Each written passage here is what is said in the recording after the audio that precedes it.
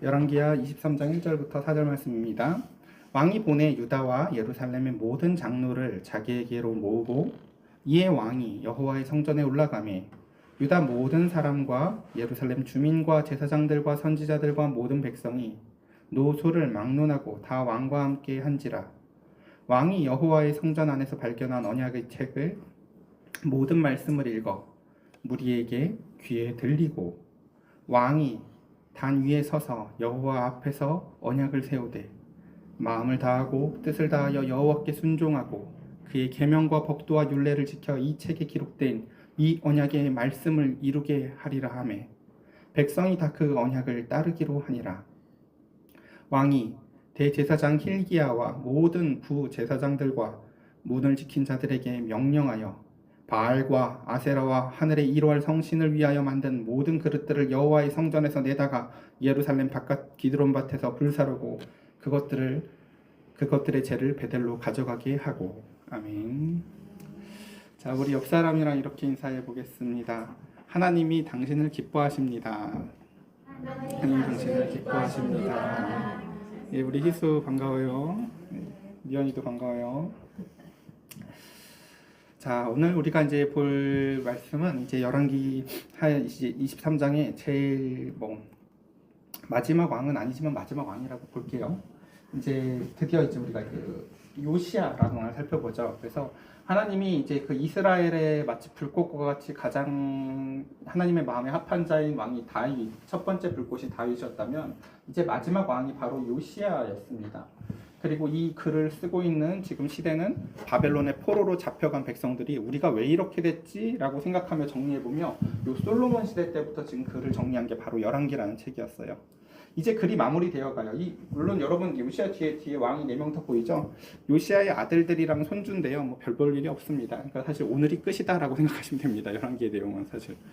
근데 이제 이 요시야라는 왕이 왜 중요하냐면 드디어 이제 열왕기를 다 마치고 이 열왕기라는 책이 가장 그 메인 포맷으로 주는 해답이 누구냐면 요시야인 거예요. 결국은 우리가 요시야를 기억해야 되는 거구나라는 것입니다. 왜 그런지 좀 더 설명을 해볼게요. 요시야가 왕이 되기 이전에 55년간 그리고 2년간 자신의 아버지는 살해를 당했고 자신의 할아버지는 55년간 아주 그냥 이스라엘을 우상 숭배의 천지로 만들어놔서 정말 더 이상 이제 예배도 없고 교회도 없고 교회라는 형체도 없고 사람들의 마음속엔 더 이상 하나님을 찾는 게 없어요. 마치 오늘날 시대랑 되게 비슷한 것 같아요. 교회 다니는 사람들은 많이 있는 것 같아도 다 이기심에 쩔어 있고 그 가운데 목회자들조차도 정말 많이 흔들리더라고요. 제가 요즘에 맨날 대화해보면요. 다들 예를 들면 저의 그 경제적 안위를 걱정하시는 분들한테 제가 하나님이 알아서 하실 거예요 라고 대답을 하면요 되게 회의적이에요. 이렇게 그렇게 하다가 노년에 큰일 난다. 그러고는 사실 많은 목사님들이 갈등하다가 결국 이중직을 해요. 제가 이중직을 절대 비난하는 게 아니에요. 그냥 저에 대한 하나님의 계획이 그게 아니라는 거죠. 그렇게 이제 우리가 사는 시대가 목회자들 세대 안에서도요 하나님이 책임지실 거예요 라는 말을 하는 게 무색할 정도로 우리가 사는 시대는 참 어두워요. 그 가운데에서 요시야가 드디어 이제 왕이 어린 나이에 왕이 돼서 이제 외할아버지가 처음에는 이제 섭정을 같이 하다가 그 가운데 어느 날 이제 성전을 청소하다가 이제 거기서 율법 책을 발견합니다. 그리고 그 책의 말씀을 읽어요. 혹시 미연이 집에 성경책 있어요? 혹시 집에서 성경책을 읽는 혹시 이상한 행동을 한 적이 있나요? 그렇지 않죠. 예, 그렇죠. 근데 미연이가 어느 날 막 집을 청소하다가 춘식이 때문에 막 고양이 때문에 막 청소하다가 성경책을 봤는데 어느 날 뭔가 심령의 가난함이 임해가지고 펼쳐서 보는데 한 번도 교회에서 설교 들을 때도 그런 경험이 없는데 이게 누군가가 나한테 하는 말같이 들리고 이 말에 순종하고 순복해서 살아가 보고 싶은 희한한 마음이 드는 이상한 경험을 요시야가 해요.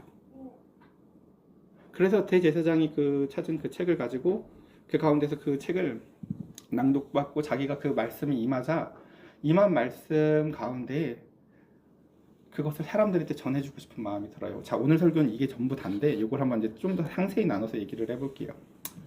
자, 이 자기중심적인 생각과 마음, 그리고 즉 뿌리 깊은 우상숭배가 가득한 세상 속에 있었어요. 요시아가 통치하기 이전에 57년간 이스라엘은 유다는 철저히 우상숭배로 가득 찼었어요. 이따 뒤에 보면 알겠지만요. 저는 호스트바라는 곳을 간 적이 없어서 사실 어떻게 생겼는지 모르겠지만 그냥 교회가 그랬대요. 요시아 시대 때 설명을 보면요.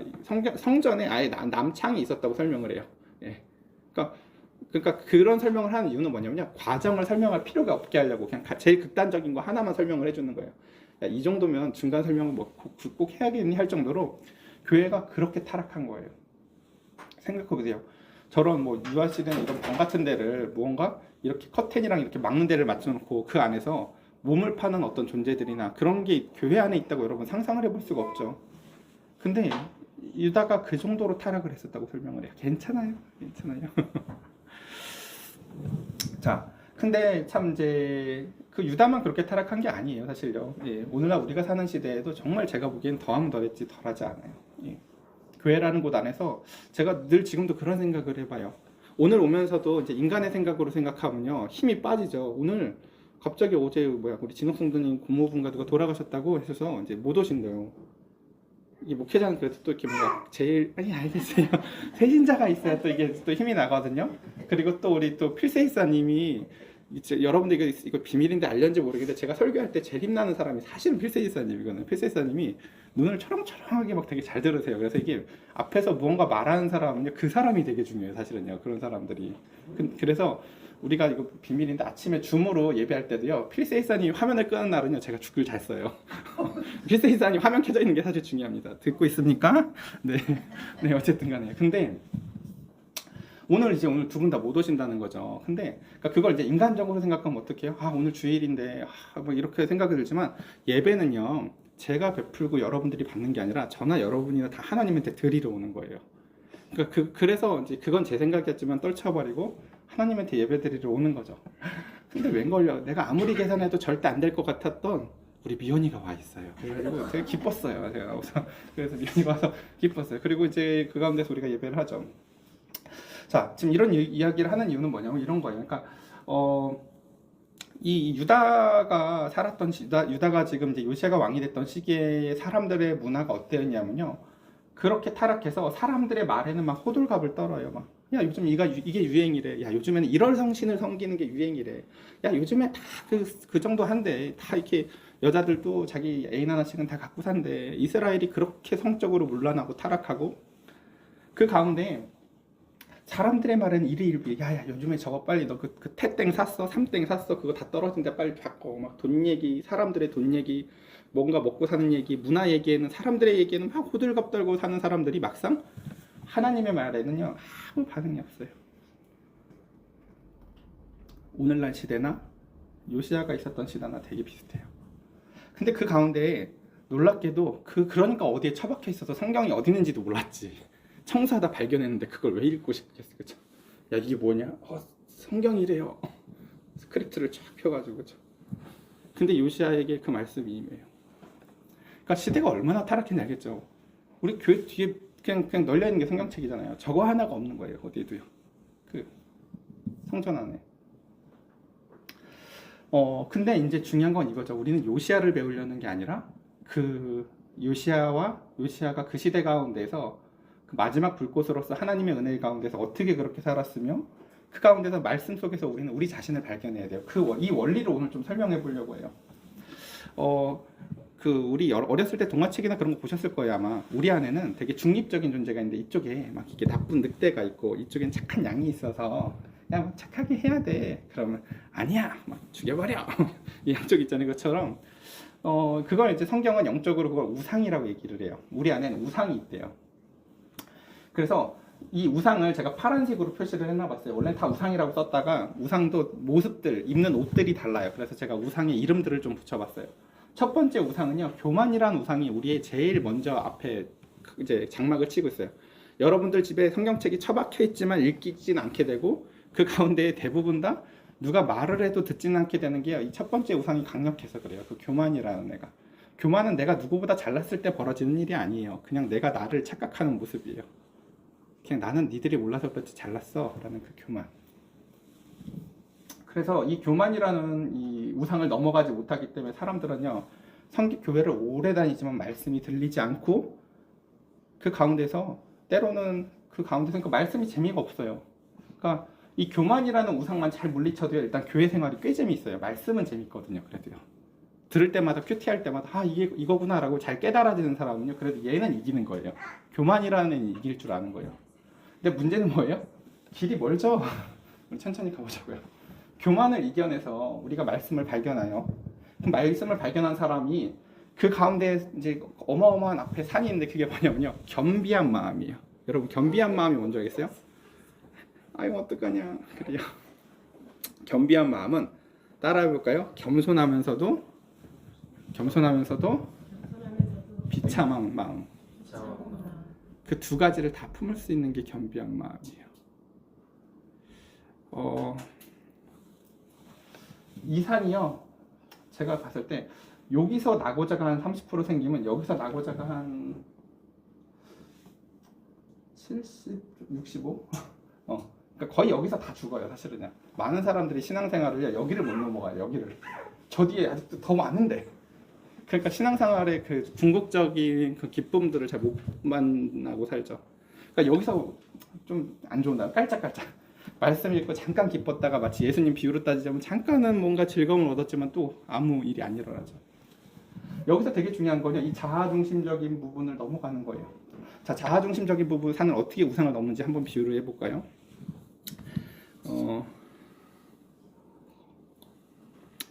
술 먹고 나를 힘들게 하는 어떤 남편이 있든지, 아니면 사랑하기 너무 힘든 어떤 대상이 있든지, 우리가 이제 하나님께서 네 마음을 다하고 목숨을 다하고 힘을 다해서 하나님을 사랑하고 내 이웃을 네 몸같이 사랑하라고 하는 그 말씀에 따라서 우리가 누구를 사랑해 보려면요, 되게 힘들어요. 미연이 막 누구 사랑하려고 해봤어요? 아이 춘식이 말고 사람이요, 사람. 사람을 이렇게 사랑하기 힘든 사람을 사랑해 보려고 해본 적이 있냐고. 이렇게 생각보다 되게 힘들어요. 그리고 그걸 할 때 제일 힘든 게 뭐냐면요, 손해 본다는 마음이 들어요. 되게 손해 본다는 마음. 사람을 사랑하는 게 생각보다 힘들다고요. 어제 이제 청년들이 예를 들면 어제 어디 미술관에 갔다 왔죠. 처음에 계기는 그거였었어요. 얘가 하고 싶은 야구장이 있고 제가 좋아하는 게 있고 저도 제가 하고 싶은 게 있는데, 야 전부 다 내가 좋아하는 것만 해 하고 이렇게 하는 건 폭력처럼 느껴질 것 같아서 우리 다 가보자 했는데 여기는 안 불러줬어요. 어쨌든 그래서 못 가봤고, 여기는 그래도 날짜를 확정해서 드디어 이제 다 같이 갔다 왔어요. 근데 사실 그곳은 미연이만의 관심사였지 두 사람의 관심사는 아니었을 거예요, 아마 크게는. 근데 그래도 가서 풍경도 좋은 것 같고 저도 이제 찾아보니까 재밌어요. 와, 그래서 같이 보면 좋겠다 싶어서 같이 가기로 해서 같이 갔죠. 근데 그 가운데에서도 보면은 이제 각자가 원하는 것들이 다르고 각자가 생각하는 것들이 다를 수 있잖아요. 우리가 셋이만 다녀봐도 그렇잖아요. 우리가 정말 친한 친구랑 둘이 여행만 가봐도 싸워요, 사실은요. 며칠 지내보면요. 근데 그때 내가 누군가를 배려하고 누군가를 사랑하는 데 있어서 생각보다 힘듦들이 있어요. 그건 비단 이렇게, 사실 이 관계는 하나도 힘들 게 별로 없는 거예요, 사실요. 진짜 힘든 건 여러분들이 가족 사랑하는 거죠, 사실은. 옆에는 제가 어렸을 때 요즘 제 동생이 되게 잘못을 많이 했거든요. 근데 제가 제 동생한테 손을 내밀어도요, 제가 잘못한 게 있으니까 제 동생이 이렇게 따뜻하게 잘 맞아주지는 않아요. 그닥 이렇게 뭐 10번에 한두 번은 그러긴 하지만 그닥 이렇게 형 그냥 빨리 끊어 하고 전화를 잘 이렇게 통화를 길게 안 해요. 제 동생은 그래도 굉장히 매너가 좋은 편이지만 여러분들이 사랑하려는 대상들은 그렇게 매너가 좋지 않을 수 있어요. 내가 사랑하려고 교회에 와서 기껏 이제 예배를 드리고 뭐 내가 그 미워하는 혹은 사랑하기 참 힘든 어떤 대상한테 가서 좀 뭘 잘해보려고 하는데 그 대상이 우리한테 어떻게 하겠어요? 못되게 하죠. 뭐 갑자기 왜 그래? 뭐 잘하려도 난리야. 그렇죠? 그럼 그때 드는 마음이 뭐예요? 역시. 그렇죠? 근데 여러분, 거기서 말씀을 아까 발견했잖아요. 근데 말씀대로 살려고 보니까 대상이 힘들어서 대상 때문에 내가 지금 그 말씀을 순종 못하는 거 같잖아요. 그게 아니라니까요. 그 대상은 원래 그래요. 거기서 무슨 마음을 가져야 되냐면요. 겸손하고도 비참한 감정을 같이 끌어안으면서 그 사랑을 이어가야 돼요. 여보, 내가 이것 좀 해주려고 하는데, 얘야, 이것 좀 하려고 하는데 하면서 그 대상이 그것을 거절해도요, 그 사랑을 베푼 다음에 그 사랑을 거절당한 비참함을 끌어안아 보는 게 되게 중요해요.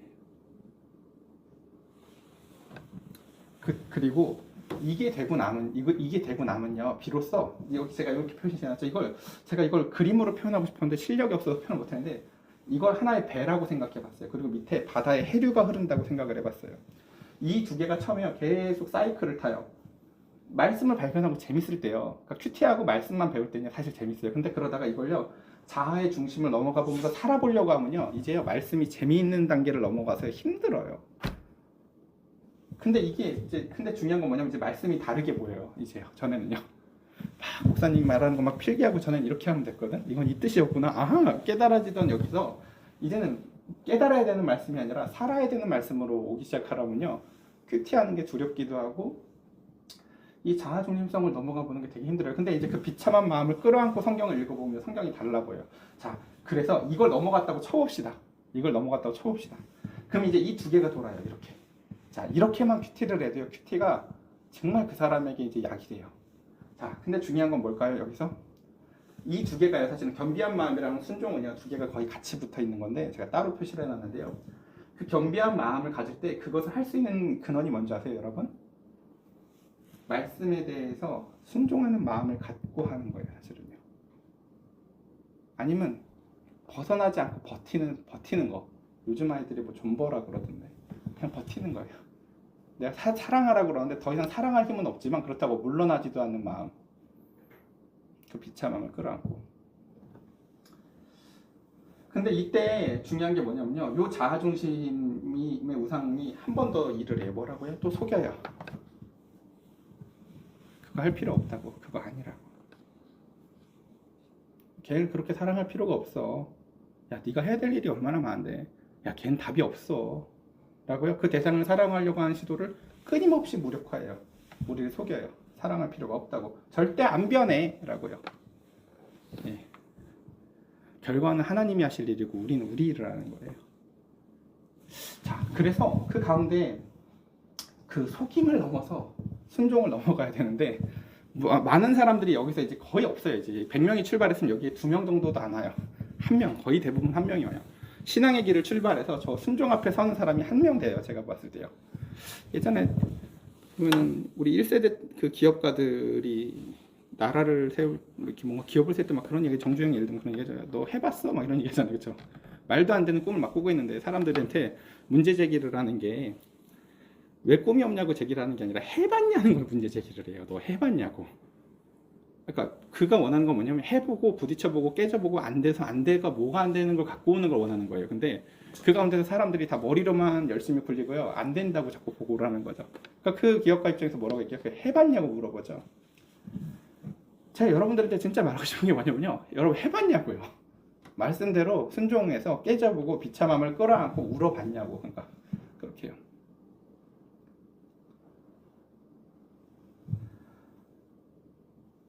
여기에서 그것을 끌어안고, 그 가운데서 그 비참함을 끌어안고 그 사랑 가운데서 하나님의 말씀에 순종하는 마음을 가지고 그 내 안에 교만이 벗어지고 내 자기 중심성도 이제 낮아지고 그 가운데서 속지 않고 하나님 앞에 순종했을 때야 비로소 드디어 더 이상 우상이 남아있지 않아요.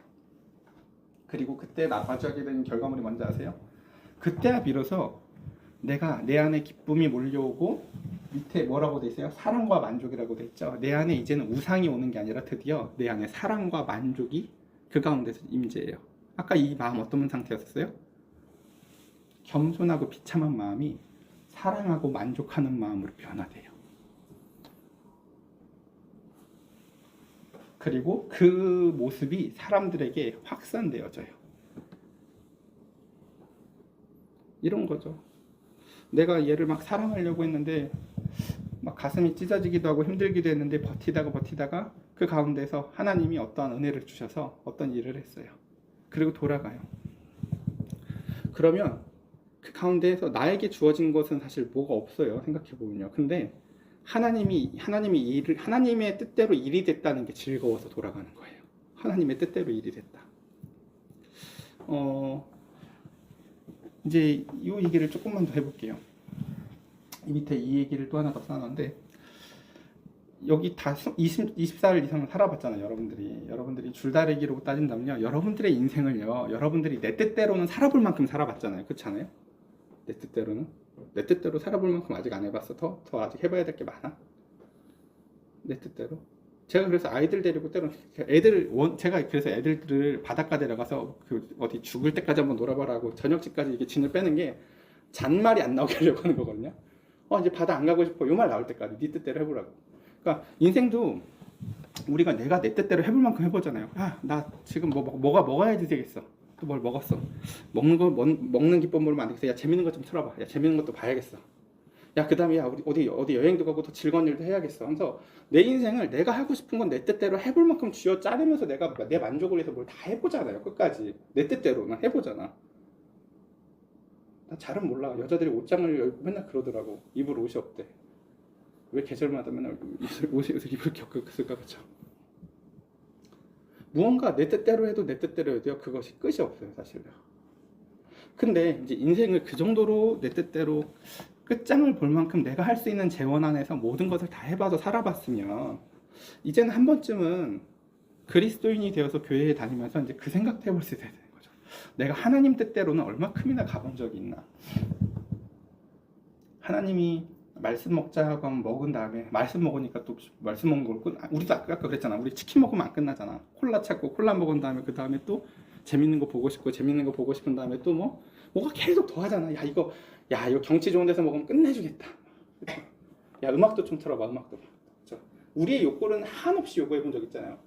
그걸 대상만 바꿔서 생각해봐요. 하나님의 뜻대로 우리가 한 걸음만, 하나님 말씀 먹었어요. 이 말씀 먹은 것만 되나. 겸비한 마음을 가지고 낮아져서 그 은혜가 우리한테 흘러들어오게 그 가운데서 한 걸음 더 나아가 보고 하나님의 뜻대로 저렇게 끝을 봐보고 싶은 마음이 든 적이 있냐고. 마치 제가 아이들의 놀고 싶은 마음의 끝을 보고 싶었던 것처럼요. 내가 하나님의 마음의 끝을 봐서, 내가 하나님의 뜻대로 다루는 것에 대해서 끝을 봐서 하나님이 주시는 그 사랑과 만족을 얻어 누리고 그 가운데 정말 그 끝을 우리가 한 번쯤은 확인해 보고 싶었으면 좋겠어요. 정말 내 인생이 하나님의 줄다리기로 따지자면은 내가 힘을 다 빼서 하나님한테 온전히 끌려가 보는 경험. 끌어주는 대로. 말씀 읽었는데요. 기도를 통해서 겸비하니까 말씀이 또 새로운데요. 와, 순종하면서 죽을 것 같은데요. 근데 왜 나는 손해본 게 아니라 하나님이 나는 손해본 것 같은데 하나님은 기뻐하고 계시고, 근데 내가 그 하나님을 기뻐하는 걸 보면서 내가 기뻐 하는 이상한 상태에 빠지게 되는 게 성도의 최종적인 상태예요.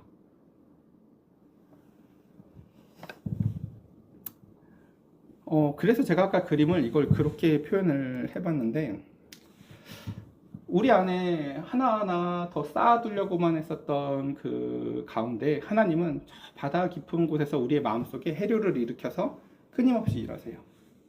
자, 말씀을 좀 천천히 정리를 해볼게요.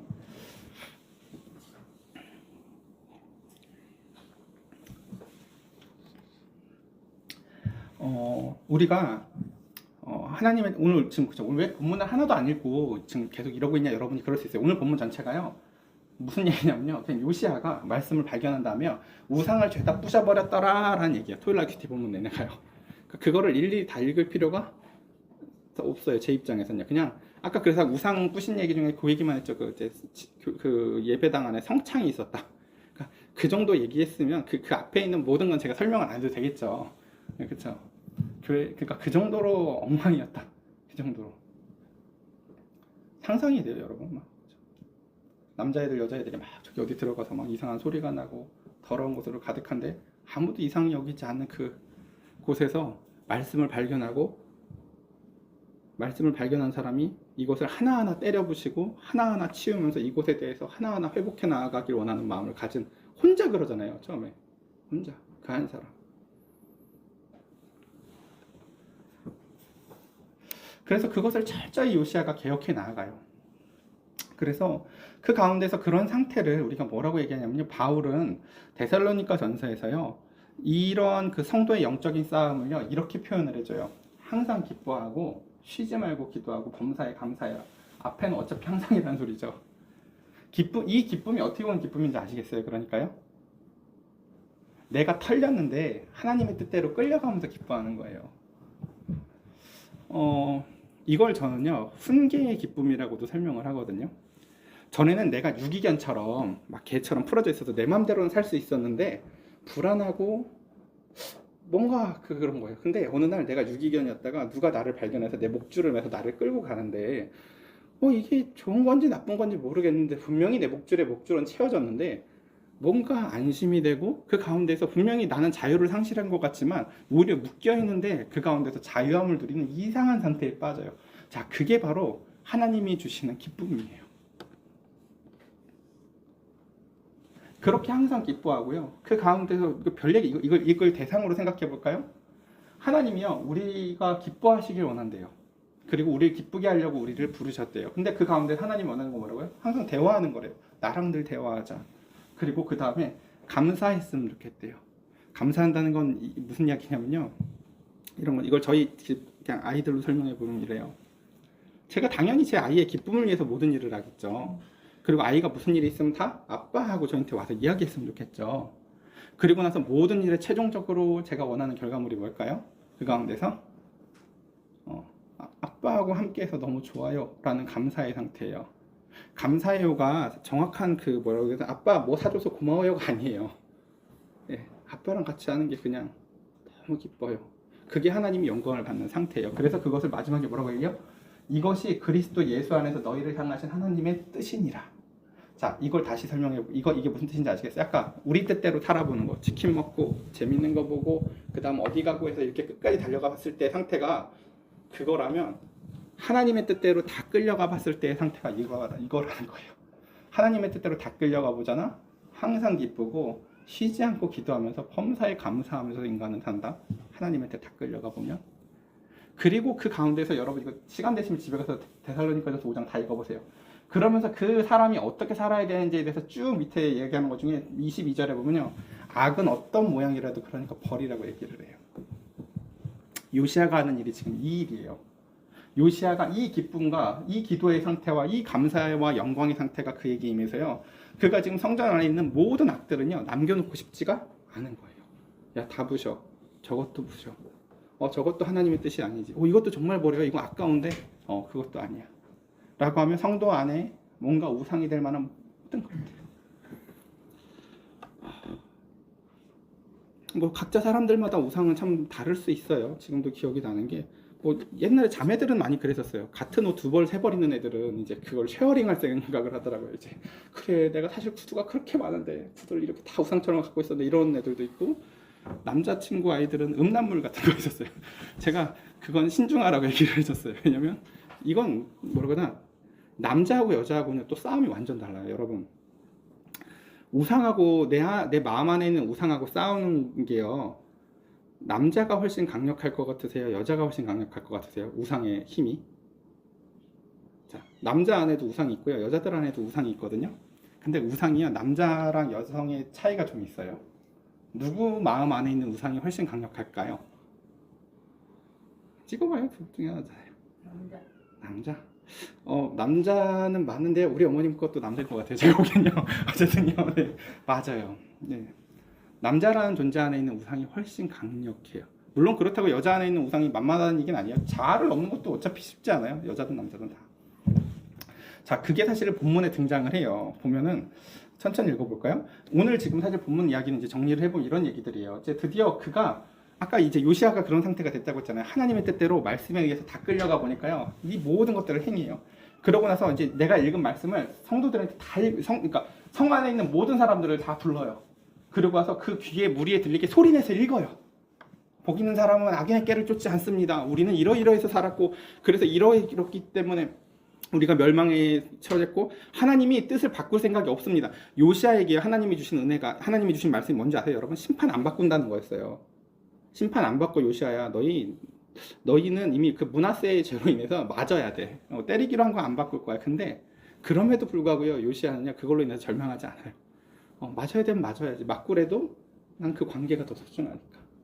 그리고 그 가운데서 요시아는 그 하나님의 뜻을 사람들에게 선포합니다. 복음이 확산되고 이렇게 얘기하죠. 그래서 드디어 왕이 단위에 서서 여호와 앞에서 언약을 세우되 마음을 다하고 뜻을 다하여 여호와께 순종하고 이 얘기를 왜 하는지 아세요? 자기가 지금 이걸 처음 해봤거든요.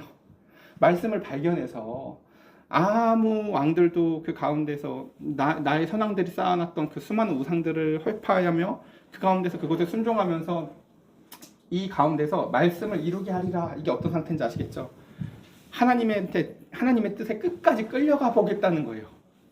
그리고 내가 그렇게 해보니까 너무 좋다고 너희들도 제발 그걸 해보라는 거죠. 그래서 여기서 야구 좋아하는 분들 계신지 모르겠는데 저도 잘은 몰라요.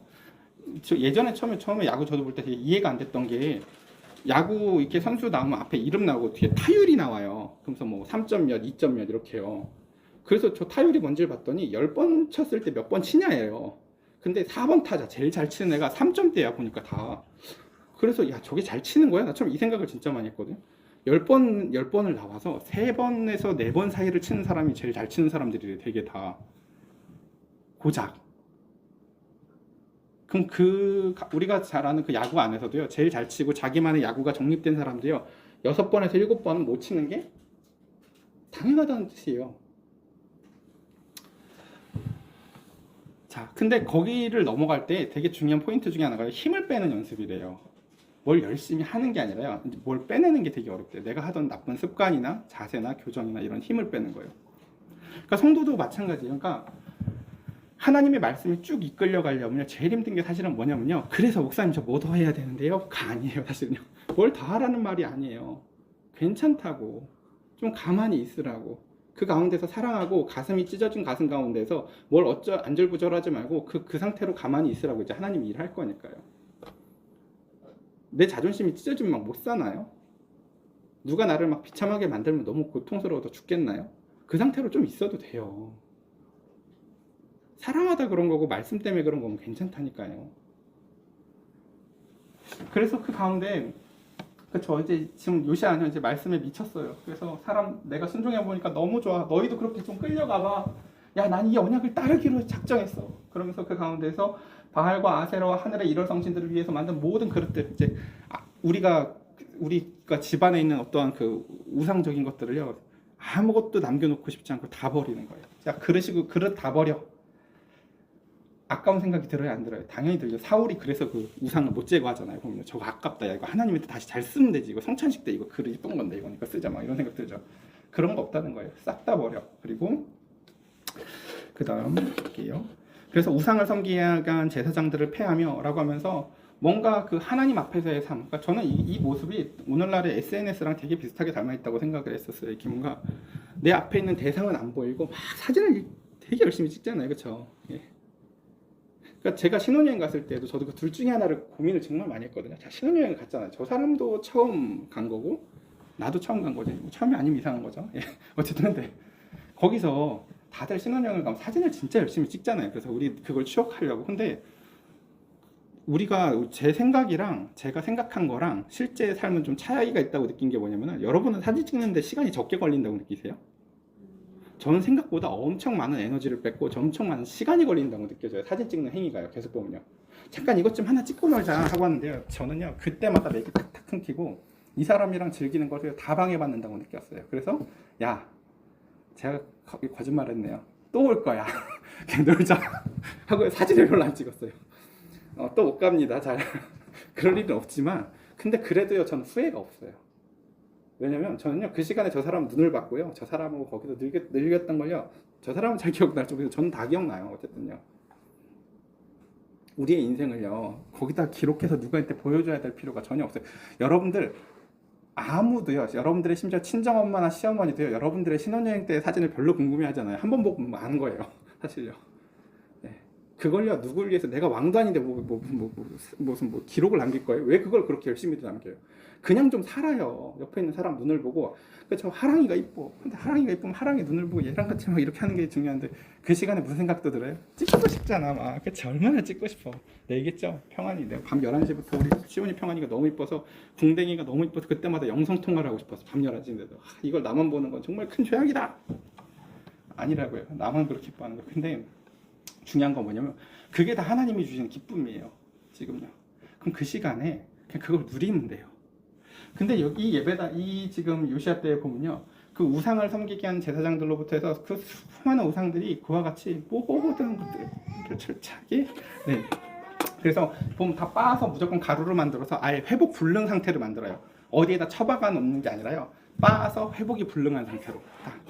네. 그래서 예. 그래서 이제 제가 아까 많은 설명을 안 했고 그냥 7절 요것만 설명했죠. 또 여호와의 성전 가운데 남창의 집을 헐었으니라고 했죠. 성전 안에 저런 게 있었다. 라는 걸로 인해서 긴 설명이 필요 없는 상태를 설명해 주죠. 그러면서 그곳은 여인이 아세라를 위하여 휘장을 짜는 처소였더라. 그러니까 여기 보여주고 싶은 게 바로 그거예요. 보면요. 보세요. 그러니까 남자와 여자를요 비유를 하는데요.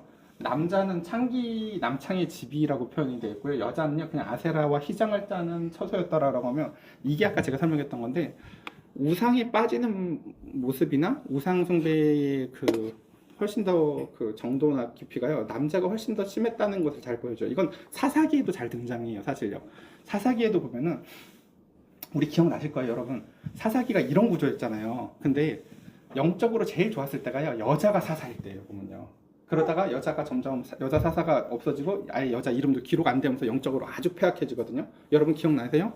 오늘도 똑같죠. 우리 열왕기에서 유일하게 여자 선지자가 등장했던 모습 기억하세요? 그때가 언제였는지 바로? 도무지 알지 못하겠노라는 표정들. 그죠? 여자 선지자가 등장하는 유일한 때가 언제냐면요. 우리가 그 가운데서 이제 다 망해서 겸비한 마음을 가지고 그 가운데서 말씀을 물어보려고 하는데 가장 그 이제 말씀 발견하고 나서 겸비한 심령이 되니까 이미 망해버린 북왕국 이스라엘의 선지자의 그 중에서도 여자 중에 여자를 찾아내요. 그래서 그 여자 선지자의 이름이 기록돼요. 그러니까 하나님이 우리에게 이건 정말 그냥 남녀의 좀 차이성이 확실히 있어요. 저는 그래서 여자가 목사 못 받는다고 한다는 걸 저는 정말 우습게 생각해요. 성경을 정말 모르는구나. 예. 여자가 절대 남자보다 부족한 존재가 성경은 절대 아니에요. 보면 항상 돕는 배필이라고 설명하죠. 돕는다는 게 서브라는 뜻인 것 같으세요? 제가 시온이를 도와요, 여러분. 예. 돕는다는 건요, 사실 살짝 우월하다는 느낌이에요. 그러니까 절대 부족한 존재라서 그런 게 아니라 예수님이 왜 마국간 아래로 내려오셨는지 아세요? 우리를 도우시려고 내려오신 거예요. 그것처럼 남자 아래에 두었다는 의미가요 남자보다 못하다는 의미가 절대 아니라고요. 남자를 도울 수 있는 존재라는 의미예요. 사실은요. 그것처럼 어쨌든 이제 말씀을 오늘 이렇게 정리를 해보겠습니다. 네, 오늘 중간에 아무것도 안 거쳤는데도 시간이 이렇네요. 네, 말씀 정리할게요. 자, 여러분 오늘 이제 말씀을 정리해보면서 오늘 무슨 생각들이 드셨는지 모르겠어요. 이 뒤에 있는 말씀들을 오늘 뭐 읽지는 않을게요. 뭐 다 읽진 않을 건데 이제 뒤에 다 계속 우상을 다 철저히 부셨다라는 내용들이에요. 그리고 마지막에 이렇게 끝나요. 이제 오늘 본문의 제일 첫 부분인데 왕이 뭇 백성들에게 명령하여 이르되 이 언약책에 기록된 대로 너희 하나님 여호와를 위하여 유월절을 지키자라고 하면서 핵심은 유월절이 아니에요. 우리 말씀대로 살자는 거예요. 제가 아침에도 한번 시온이한테 퀴즈를 내봤거든요. 시온이가 늘 자기가 머리 푼 게 이쁘다고 생각하면서 어쨌든지 그렇게 했을 때 제가 시온이한테 단정하게 머리를 묶으라고 얘기를 해요. 근데 그러고 이제 오늘 한번 물어봤어요. 자, 여러분한테 제가 시온이한테 시온아 머리 단정하게 묶어. 포인트가 단정하게일까요? 머리 묶을까요?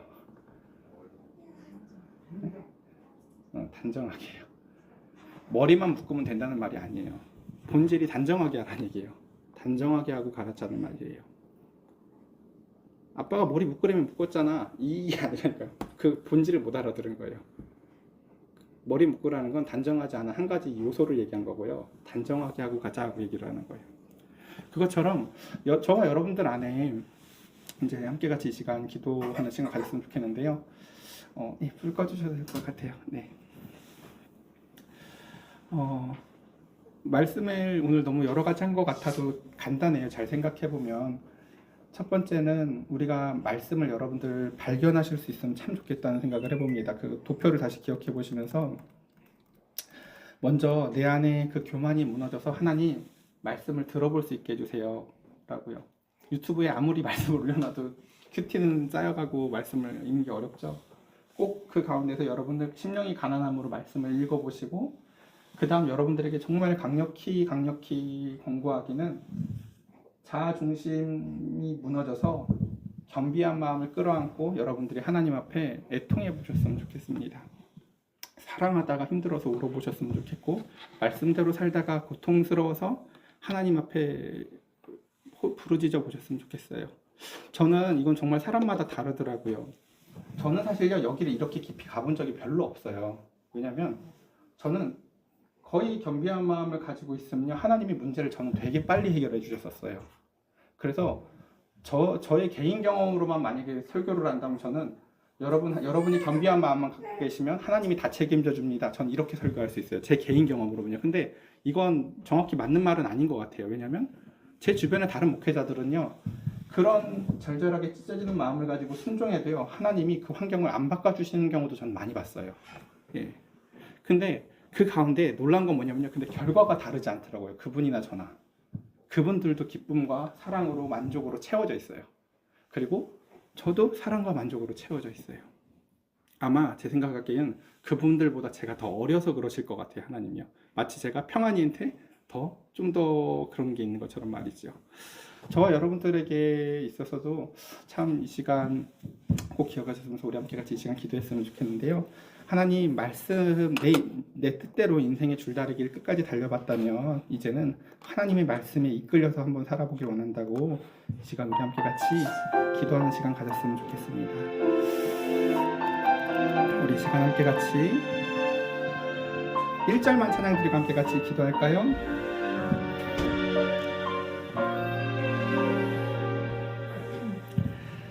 이 세상을 살아가는 동안에 나의 힘을 의지할 수 없으니 기도하고 낙심하지 말 것은 주께서 참 소망이 되심이라.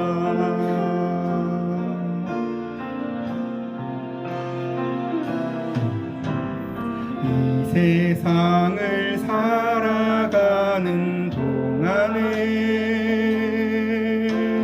나의 힘을 의지할 수 없으니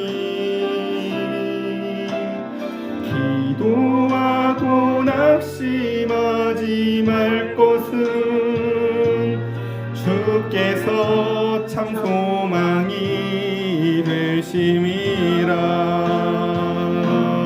하나님의 꿈이 나의 비전이 되고 예수님의 성품이 나의 인격이 되고 성령님의 권능이 나의 능력이 되길 원하고 바라고 기도합니다. 우리 시간 말씀을 기억하며 여러분 한 사람 한 사람의 기도를 기다리시는 하나님 앞에 우리 시간 함께 같이 기도합시다. 하나님, 우리 사랑하는 성도들, 오늘 복된 주일 이 좋은 계절 가운데 예배당에 와 하나님 오늘 시간 또 말씀을 들었습니다. 이제 이스라엘의 멸망은 바꿀 수 없는 운명이 되었지만 그 가운데 하나님은 마지막 불꽃으로 요시야를 통하여 또다시 그 성전을 정화하며 그 가운데 모든 것이 끝난 것 같으나 우상으로 심지어 성장한 성전 안에 성창까지 있을 정도로 그 우상 숭배가 가득한 성전 안에서도 발견된 말씀 한 자락을 가지고 성전을 개혁해 나아가고 우상을 회파해 나아가며 하나님 앞에 말씀에 순종하며 이제는 내가 내 살만큼 살아서 이제 바벨론의 포로까지도 끌려왔으니 이제는 우리가 우리의 인생의 마음의 힘을 그 자아의 줄다리기를 내려놓고 하나님의 말씀대로 이끌려가 보자. 하나님 앞에 우리가 이끌려가 보자. 이제는 그 가운데서 하나님의 뜻에 끝까지 나아가서 이제는 하나님의 뜻도 끝까지 하나님의 뜻대로 살아보자라는 그 마음을 가지고 하나님 앞에 이 시간 우리 사랑하는 성도들 기도하기를 원합니다. 주님, 내 자아가 왜 그렇게 중요합니까? 왜 내 자존심은 그렇게 강력하고 견고합니까? 나는 좀 자존심이 상하면 안 되는 겁니까? 내가 뭐가 그렇게 잘났습니까? 하나님, 우리 한 사람 한 사람 주님 울며 씨앗을 뿌린다 할지라도 기쁨으로 단을 거둘 날이 올 것인데 하나님, 왜 울기를 거절하며 왜 슬퍼하고 낙심하여 있습니까? 주여, 말씀대로 살아가며 씨앗을 뿌리게 하여 주시옵소서. 말씀의 씨앗이 그 삶 가운데서 뿌려지게 하시고 순종의 수고로움이 순종의 아멘으로 말미암아 그 가운데서 순종하는 그 자아의 무너진 가운데 하나님 내 비참함을 걷어가시고 그 가운데서 내 모든 마음을 하나님께서 다 아시오니 그 가운데 그 마음이 다다르기도 전에 그 마음이 나를 사로잡기도 전에 주여 나를 건져주시고 구원하여 주시사 주여 우리로 말미암아 시험에 들지 아니하고 하나님의 살아서 역사하심을 맛보며 나아갈 수 있도록 성령님 복의 복을 더하여 주시옵소서. 이 시간 제가 기도하고 축도하고 마무리하겠습니다. 자비로우신 하나님 아버지, 우리 사랑하는 성도들 이제 벌써 열왕기 하 이제 마지막 이야기를 향해 달려가고 있습니다. 근 57년간이나 우상으로 가득 차서 아무도 하나님을 찾지 않을 때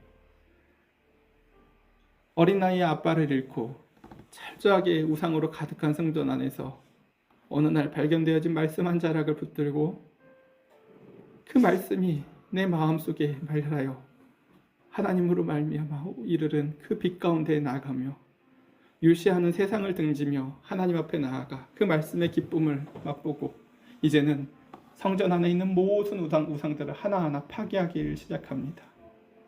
수많은 반발들이 있었을 것입니다.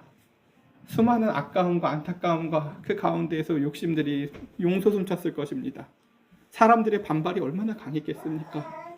하나님의 말씀대로 그 끝까지 이끌려 율시하는 그 가운데서 순종하며 우상들을 회파하고 말씀에 순종하여 살아서 너무 기뻤기에 백성들에게 그 말씀을 막 읽어주고 들려주고 싶었습니다. 주여 우리 사랑하는 성도들에게도 이제는 그 오랫동안 먼지가 쌓여졌던 말씀을 걷어내고 하나님의 말씀이 들려져서 순종하고 싶은 마음이 있게 하시고 순종하여 그 가운데서 자아가 무너지고 비참해도 하나님이 우리를 결코 손해보지 않게 하시는 분임을 알게 하여 주시다. 주여 괜찮다 사랑하는 내 딸아, 하나님 아버지께서 우리에게 사랑하는 자녀들 한 사람 한 사람에게 응답하여 주시다. 항상 기뻐하고 감사하고 범사에 하나님 아버지께 기도하며 늘 즐거움과 소망과 하나님의 뜻 가운데 살아가는 우리 성도들 되기를 원하오니 주여 그 복을 더하여 주시옵소서. 이제는 우리 주 예수 그리스도의 은혜와 아버지 하나님의 크고 놀라우시고 극진하신 사랑이 오늘 이 말씀을 기억하며 그 신앙의 모든 우상들, 내 안에 있는 우상들을 철저히 부숴버리고 하나님의 뜻대로 이끌려 살길 원하는 우리 올바른 교회 성도들에게 성령의 내주하시고 말씀을 기억나게 하심이 이제로부터 영원토록 충만히 임재할지어다.